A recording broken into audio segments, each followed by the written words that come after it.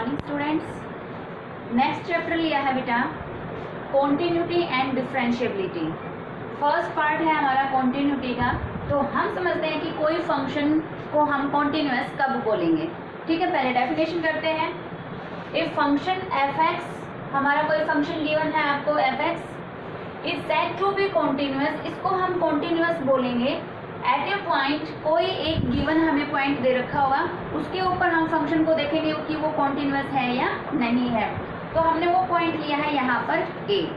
तो हमारा जो फंक्शन है is said to be continuous at a point x equal to a if these three conditions are satisfied. कौन सी तीन कंडीशन है कि अगर ये सेटिस्फाई हो जाए तो कोई भी फंक्शन हमारा continuous at the particular point हम कह देंगे।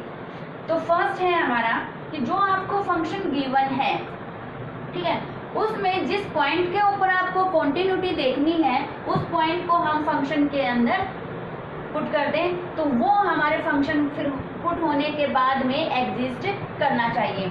मीन्स हमारा फंक्शन एफ एक्स है, हमें एक्स इक्वल टू ए पे हमारी कॉन्टिन्यूटी देखनी है, तो यहाँ फंक्शन में एक्स की जगह पर हम ए पुट कर देंगे, तब हमारा क्या बनेगा फंक्शन इन टर्म्स ऑफ ए। तो जो ये एफ ए है ये अगर एग्जिस्ट कर जाए तो मतलब क्या हुआ, एग्जिस्ट करने का क्या मतलब है कि एफ ए की जो वैल्यू आएगी वो कैसी आए, हमारी फाइनाइट और डेफिनेट रियल नंबर वहाँ पर आना चाहिए। समझ में आया कि एफ ए एग्जिस्ट करे मतलब एफ ए फाइनाइट और रियल और इसका एक डेफिनेट आंसर आ जाए तो एफ ए वहाँ पर एग्जिस्ट कर गया। सेकंड है कि जो हमारा फंक्शन है वहाँ पे हम उसके ऊपर लिमिट अप्लाई करेंगे x tends to the point. जिस पॉइंट पे हम कॉन्टिन्यूटी देख रहे हैं वो पॉइंट हमारी लिमिट बन जाएगी। अगर ये लिमिट हमारी एग्जिस्ट कर जाए, मीन्स क्या है इसका, लिमिट हमारी कब एग्जिस्ट करती है, कब कहते हैं हम हमारी की लिमिट एग्जिस्ट कर गई, हम यहाँ पे निकालेंगे इसकी left hand limit and right hand limit. ठीक है, अगर हमारी यहाँ पर हम निकालेंगे कि लेफ्ट हैंड लिमिट और राइट हैंड लिमिट अगर हमारे यहाँ पे एग्जिस्ट कर रही है मतलब दोनों इक्वल आ रही हैं तो हमारा क्या हो जाएगा, limit of F x exist कर जाएगा। तो हमें ये देखने के लिए हमें क्या निकालना है, लेफ्ट हैंड लिमिट और राइट हैंड लिमिट दोनों इक्वल आ जाएंगी तो हमारी जो ये लिमिट ऑफ एफ एक्स है ये एग्जिस्ट कर जाएगा। क्लियर। थर्ड क्या है कि जो आपने फर्स्ट पॉइंट निकाला एफ ए और जो ये सेकंड में निकाला है आपने limit of F X X tends to A, ये दोनों वैल्यू अगर आपकी इक्वल आती हैं, अगर ये दोनों वैल्यू इक्वल आ गई तो हम कह देंगे कि जो हमारा फंक्शन था वो गिवन पॉइंट पे कॉन्टिन्यूअस हो गया। ठीक है, अगर ये दोनों इक्वल नहीं आते हैं मतलब अब हमारे पास इनडायरेक्टली तीन हो गए, एक तो लेफ्ट हैंड लिमिट किसके इक्वल आनी चाहिए, राइट हैंड लिमिट के इक्वल आनी चाहिए और क्या होना चाहिए, एफ ऑफ ए इक्वल आना चाहिए। मतलब ये तीनों आपस में इक्वल हो जाएंगे तो हमारा क्या हो जाएगा, function continuous eight the given point हो जाएगा। अगर हम किसी पॉइंट के ऊपर कॉन्टिन्यूटी दिखा रहे हैं फंक्शन की और अगर हमारी ये दोनों ही लिमिट हमारी एग्जिस्ट नहीं कर रही है, दोनों इक्वल नहीं आ रही है, तो हम इस तीसरे को भी पुट करने की ज़रूरत वहाँ पे नहीं करेंगे।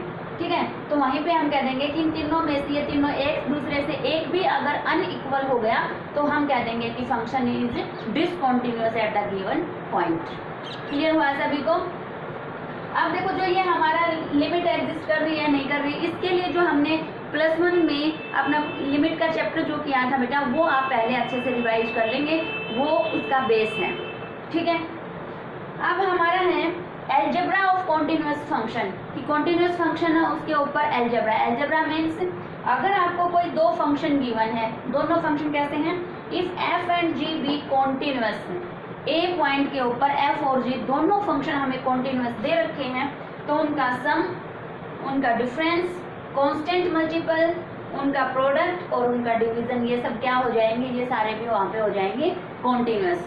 ठीक है, फिर है हमारे एक दूसरी थ्योरम और दे रखी है, इसमें इसको बिल्कुल ध्यान से समझेंगे, कंपोजिशन वाली है। If f and g are real function, f और जी आपको दो रियल फंक्शन दे रखे हैं, कैसे हैं वो रियल कि यहाँ पे इनकी कंपोजिशन डिफाइन हो चुकी है, एफ और जी दोनों रियल होने चाहिए। किस तरह के रियल है ये कि वहाँ पे एफ ऑफ जी डिफाइन हो चुकी है, मतलब इनकी कंपोजिशन वहाँ पर बन चुकी है। And if g is continuous at a point, composition बन चुकी है, एफ और जी दोनों रियल हैं। उसके बाद और क्या होना चाहिए, G is continuous at the point A, G A के ऊपर कॉन्टिन्यूस होना चाहिए और एफ कहाँ पे कॉन्टिन्यूस होना चाहिए, एट द पॉइंट जी ए, क्योंकि यहाँ पे जी आपका कॉन्टिन्यूस है, ये जी कॉन्टिन्यूस है, तो यहाँ पे क्या आ जाएगा जी ए और फिर यहाँ पे क्या अप्लाई होगा एफ। तो एफ किसके ऊपर कॉन्टिन्यूस होना चाहिए, जी ए के ऊपर अगर कॉन्टिन्यूस है then the composition of f of g is continuous at the given point a. क्या मतलब हुआ, एफ और जी दोनों रियल फंक्शन होने चाहिए, किस तरह के कि ताकि उनकी कंपोजिशन वहाँ पे बन चुकी हो। जी जो यहाँ पे पीछे वाला जो ये फंक्शन है ये आपका कॉन्टिन्यूस ए पॉइंट पे है, तो वहाँ पे हम देखेंगे कि जो हमारा एफ फंक्शन है वो जी के ऊपर कॉन्टिन्यूस होना चाहिए। अगर ये एफ यहाँ पे इसकी सारी कंडीशंस ये फुलफिल यहाँ पे हो रही हैं तो हम लास्ट में कह देंगे कि जो ये कंपोजिशन है एफ ऑफ जी ये कॉन्टिन्यूस हो जाएगी गिवन पॉइंट ए पे। ठीक है, अब यहाँ पे हम इसका बताएंगे वर्किंग रूल। जैसा कि मैंने थोड़ा सा यहाँ पर भी बताया था कि हम क्या निकालेंगे, left hand limit, right hand limit और फंक्शन के अंदर उस पॉइंट को पुट कर देंगे और फिर देखेंगे तीनों की वैल्यू सेम आती है या नहीं आती।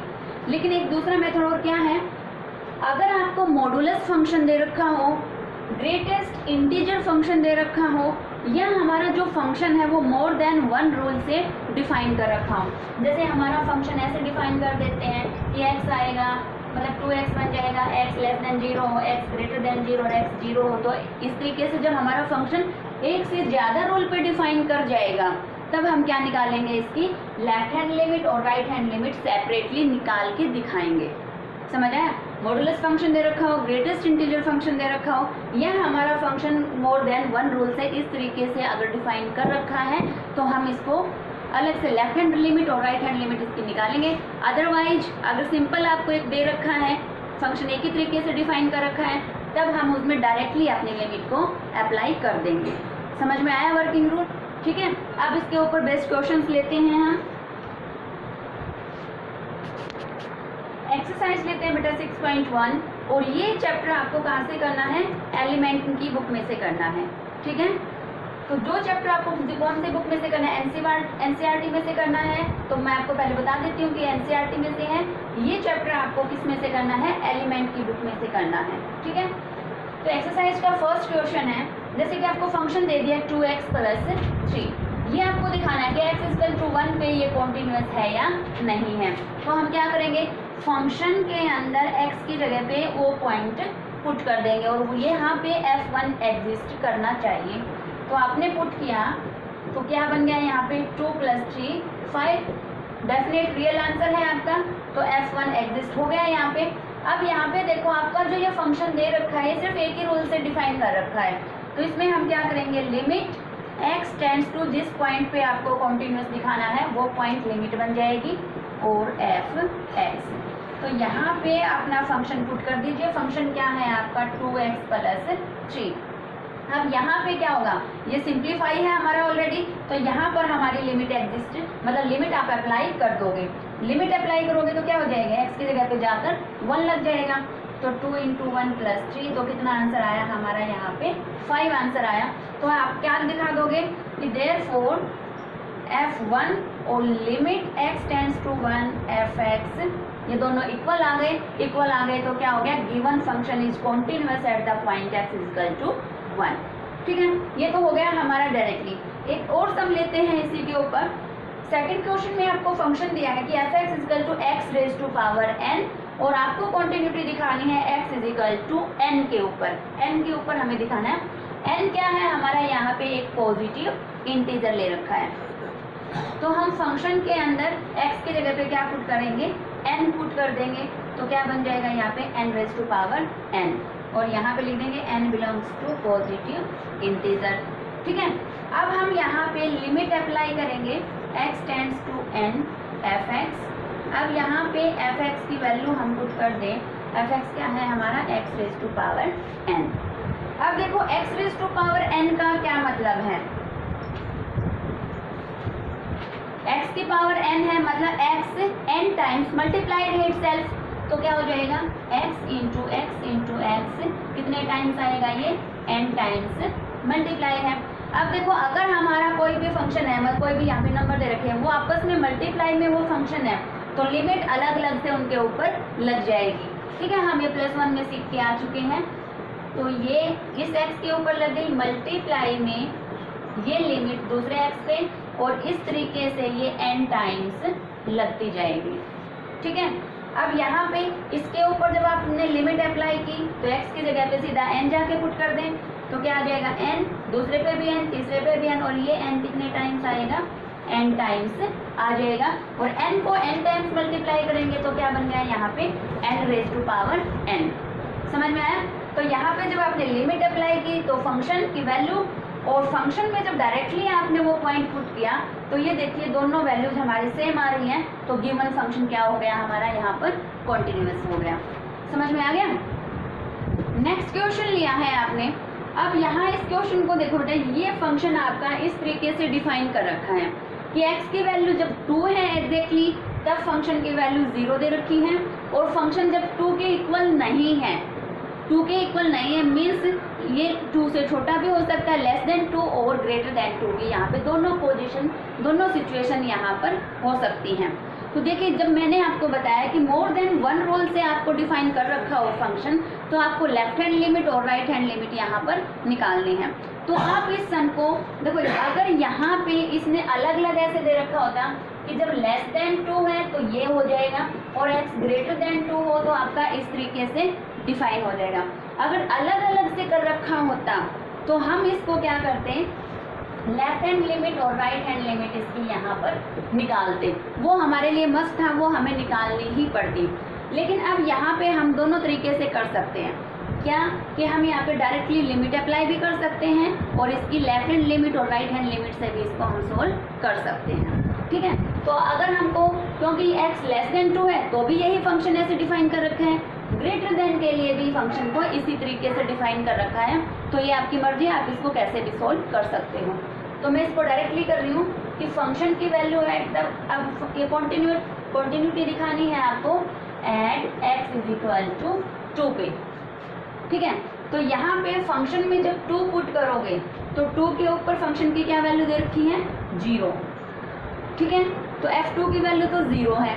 अब जब आप लिमिट अप्लाई करोगे x → 2 फंक्शन के ऊपर, मैं डायरेक्टली फंक्शन लिख देती हूँ यहाँ पे, तो ये लिमिट कब अप्लाई होगी, देखो अब मैं left hand limit right hand limit नहीं निकाल रही हूँ, ये हम डायरेक्टली कर रहे हैं। डायरेक्टली जब हम करते हैं तो पहले हम f(x) को सिंप्लीफाई करते हैं, देन वी अप्लाई लिमिट। तो हम इसको पहले सिंप्लीफाई करेंगे, तो 4 की जगह पे यहाँ पे हमारी आइडेंटिटी बन रही है, क्या हो जाएगा 2 का स्क्वायर, तो a² - b² यहाँ पे बन रहा है, तो यहाँ पे आप ये आइडेंटिटी अप्लाई कर दो कि x + 2 एंड x - 2, और y में है x - 2, ये ब्रैकेट हमारी कैंसिल हो जाएगी, क्या बच जाएगा यहाँ पे x + 2। अब ये और ज़्यादा सिंप्लीफाई हो नहीं सकता, तो अपनी लिमिट जाके अप्लाई कर दीजिए यहाँ पे, और इसका आंसर क्या आ जाएगा यहाँ पे 4। अब देखिए देयरफॉर फंक्शन की value eight the given point, और इसके ऊपर जब आपने लिमिट अप्लाई की तो फंक्शन की वैल्यू दोनों इक्वल नहीं आ रही हैं, दोनों इक्वल ये नहीं आई, तो क्या हो गया यहाँ पे हमारी ये जो फंक्शन गिवन है ये x = 2 पे कॉन्टिन्यूअस नहीं है। समझ आया?